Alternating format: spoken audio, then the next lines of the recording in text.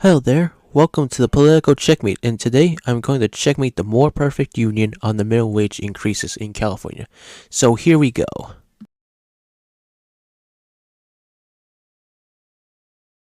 I'm about to show you exactly what's wrong with mainstream media. In April of this year, California implemented a $20 an hour minimum wage for its fast food workers, and the media went completely wild with corporate talking points they parroted as fact.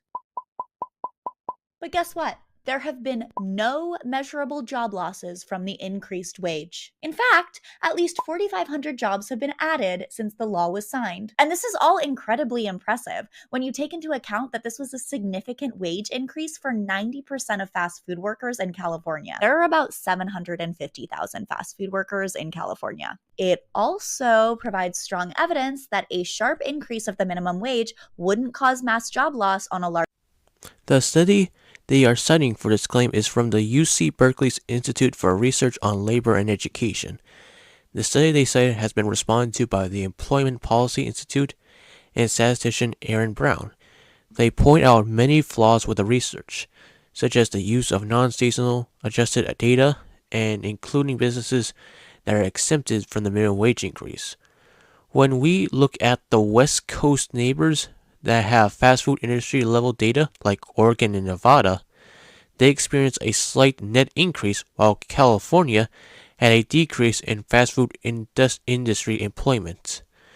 I would also like to add about price changes, where the Berkeley study had bad methodology in prices, where they start measurement of prices when the law was enforced instead of when the law was signed and announced, which would miss price increases that businesses prepared when the law was enforced. Another problem with their methodology in pricing is using third-party Uber Eats data, which would be misleading because not all businesses participate in it, which would miss price increases that would lead to them saying the price increases were modest. So now with the impact of the $20 minimum wage on jobs, the economist Stephen G. Bronars wrote in November 26, 2024, that the minimum wage cost between 9,600 to 19,300 jobs since it was signed into law.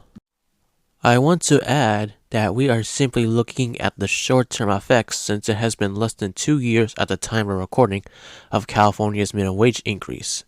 There have been many studies that have researched the long-term effects of minimum wage, such as this one from the National Bureau of Economic Research, where it found that it lowers the employment outcomes for low-skilled workers, and research from economist Isaac Sorkin have found that in the long term, businesses will be quicker to shift to technology to replace workers.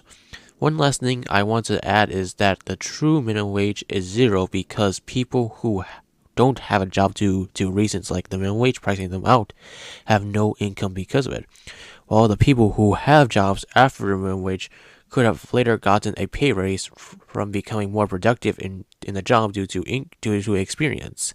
That is the finding in another study from the National Bureau of Economic Research that have found that the most wage increases for minimum wage workers is career progression.